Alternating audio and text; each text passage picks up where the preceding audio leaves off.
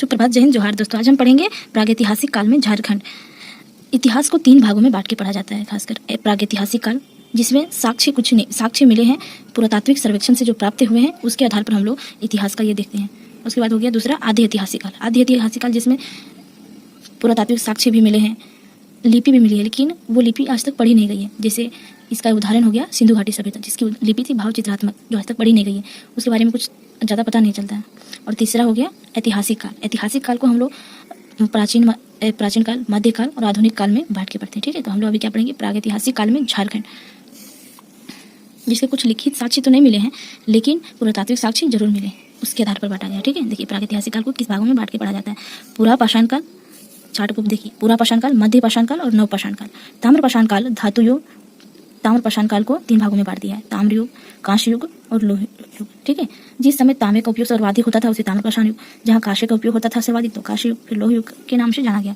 इस चैनल पर आपको केवल एग्जाम पैटर्न वही जो एग्जाम में इंपॉर्टेंट क्वेश्चन आते हैं बस वही पढ़ाया जाएगा, अदरवाइज कुछ बकवास नहीं मिलेगा इसमें। ठीक है, तो आप चाहो तो चैनल को सब्सक्राइब कर लीजिएगा। हम लोग आगे बढ़ते हैं ना, कि पूरा पाषाण काल के दौरान झारखंड से क्या साक्ष्य मिले हैं पूरा पाषाण काल का। ठीक है, स्टार्ट करते हैं।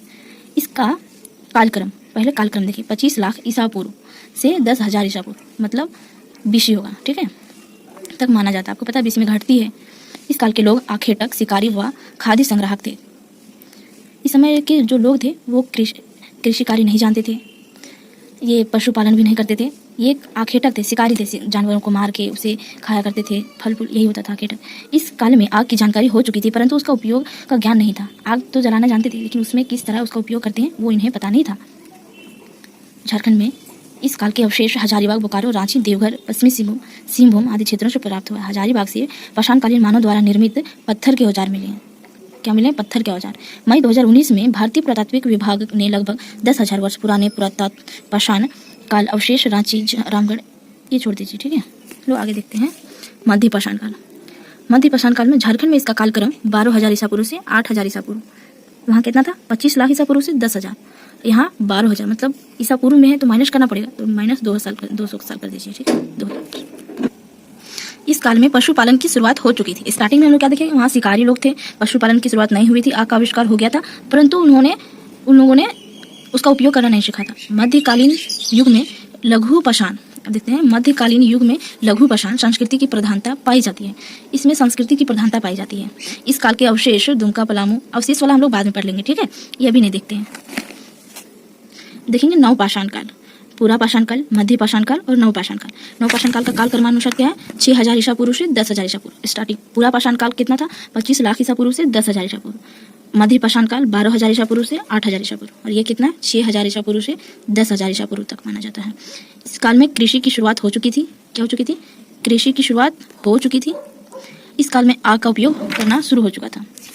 आग का उपयोग तथा कुंभकारी का प्रारंभ। कुंभकारी मतलब मिट्टी के बर्तन बनने शुरू हो चुके थे। ठीक है, पूछा जाएगा मिट्टी के बर्तन किस काल में बनना शुरू हुआ था, तो नवपाषाण काल आपको ना।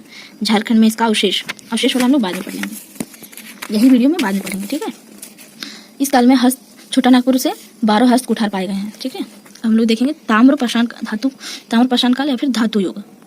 ताम्र पाषाण काल इसलिए बोला गया क्योंकि इसके स्टार्टिंग जो था, फर्स्ट जो धातु का प्रयोग वो तांबे का था, इसीलिए इसका नाम ताम्र पाषाण काल रख दिया।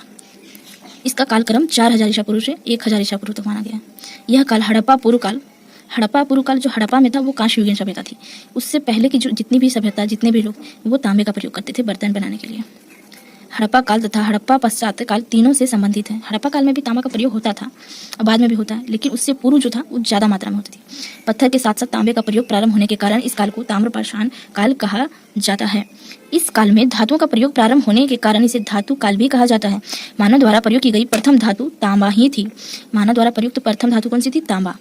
झारखंड में इस काल का केंद्र बिंदु सिंहभूम था। सबसे ज़्यादा अधिकतर जो धातु का प्रयोग होता था सिंहभूम में। इस काल में असुर, बिरजिया तथा बिरहोर जनजातियां तांबा गलाने तथा उससे संबंधित उपकरण बनाने की कला से परिचित थी। असुर, बिरजिया, बिरहोर, क्या है? असुर, बिरजिया, बिरहोर, इन 3 जनजाति जो थे, इन्होंने धातु का प्रयोग प्रारंभ किया था। ये स्टार्ट हम लोग इससे याद करें। तांबा की कुल्हाड़ी तथा हजारीबाग के बहरगंडा से तांबे की 49 खानों के अवशेष प्राप्त हुए हैं। ये हम लोग पुरातात्विक साक्ष्य पढ़ लेंगे बाद में, जहाँ से जो प्राप्त हुए एक लास्ट में देख लेंगे। इस काल को ताम्र युग, कांस्य युग तथा लोह युग में विभाजित किया गया। धातु युग को 3 भागों में विभाजित किया गया। ताम्र या फिर तांबा युग, तांबा से निर्मित उपकरणों का प्रयोग प्रारंभ हुआ था। असुर बिरजिया बिरहोर जनजाति के द्वारा तांबा के खानों से अयस्क निकालकर उसे गलाकर उपकरण का निर्माण किया जाता था। सोचिए उस जमाने में भी हम झारखंड लोग कितने आगे थे। झारखंड के दरगामा से 1915 ईस्वी में तांबे के 5 सेल्ट मिले हैं। बहरगंडा से हजारीबाग से 49 तांबे के खाने भी मिली है। कांस्य युगीन सभ्यता, कांसा युग, तांबे में टीन मिलाकर कांसा निर्मित किया जाता था। और कांस्य युगीन सभ्यता सिंधु घाटी सभ्यता को बोला जाता है, क्योंकि स्टार्टिंग कांसा का निर्माण सिंधु घाटी सभ्यता से ही स्टार्ट हुआ है, पूर्ण किया जाता था। असुर तथा बिरजिया जनजाति के को कांस्य युगीन औजारों का प्रारंभ करता माना जाता है। सोचिए असुर और बिरजिया झारखंड की जनजाति है, उसे कांस्य युगीन औजार का निर्माण करता माना जाता है, प्रारंभ करता। लोह युग, इस युग में लोहा से बने उपकरणों का प्रयोग किया जाता था। धूप बहुत ज़्यादा हो गया, छत पर बना रहे हैं ना तो दिखता नहीं है। झारखंड में असुर तथा बिरजिया जनजाति को ही लोहे से निर्मित औजारों का प्रारंभ करता माना जाता है। असुर और बिरजिया को ही कांसे और लोहा दोनों का प्रारंभ करता माना जाता है। ठीक है, तो आगे देखेंगे। असुर तथा बिरजिया जनजातियों ने उत्कृष्ट लोह तकनीक का विकास किया तथा झारखंड में निर्मित लोहे को जो हम कलर किए हैं बस वही ला हम पढ़ा रहे हैं, क्योंकि वही इंपॉर्टेंट है। ज़्यादा हम लोग पढ़ के ही क्या करेंगे, फालतू जो एग्जाम वाइज आएगा एग्जाम में इंपॉर्टेंट है बस वही पढ़ते हैं। मेसोपोटामिया तक भेजा जाता था। झारखंड से निर्मित लोहे को मेसोपोटामिया तक भेजा जाता था, जहाँ दमिश्क में इस लोहे से तलवार का निर्माण किया जाता था। अयस्क से लोहा निकाल के और लोहा का सीट जो होता है उसे दमिश्क भेजा जाता था, मेसोपोटामिया, और वहाँ इसका लोहा से तलवार बनाया जाता था। समझे? हम लोग पुरातात्विक साक्ष्य जो मिले हैं अवशेष वो हम लोग पढ़ लेते हैं। इसको कहाँ, हजारीबाग, इसको हजारीबाग बाग, इसको बाग में घूमने दो, इसको से याद रखेंगे, इसको बाग में घूमने दो। ठीक है, पुरातात्विक अवशेष जो मिले हैं वो पढ़ेंगे। बड़े पत्थरों पर आदि मानव द्वारा निर्मित चित्र, खुला सूर्य मंदिर, शैल चित्र दीर्घा, भूल भुलैया जैसी आकृति। शैल चित्र दीर्घा में नक्षत्र मंडल, अंतरिक्ष यान एवं अंतरिक्ष मानव के चित्र अंकित हैं। सोचिए उस टाइम भी अंतरिक्ष यान और अंतरिक्ष मानव का चित्र अंकित है, वहाँ समय भी जाता होगा कोई। इसको एक गाँव का नाम है जो हजारीबाग डिस्ट्रिक्ट में है। हिम युग की गहरी भूमिगत गुफा भी स्थित है, ये हजारीबाग से हो गया। इसको से सीतागढ़ा पहाड़ ये भी हजारीबाग डिस्ट्रिक्ट में 6ठी शताब्दी में निर्मित बौद्ध मठ के अवशेष मिले हैं।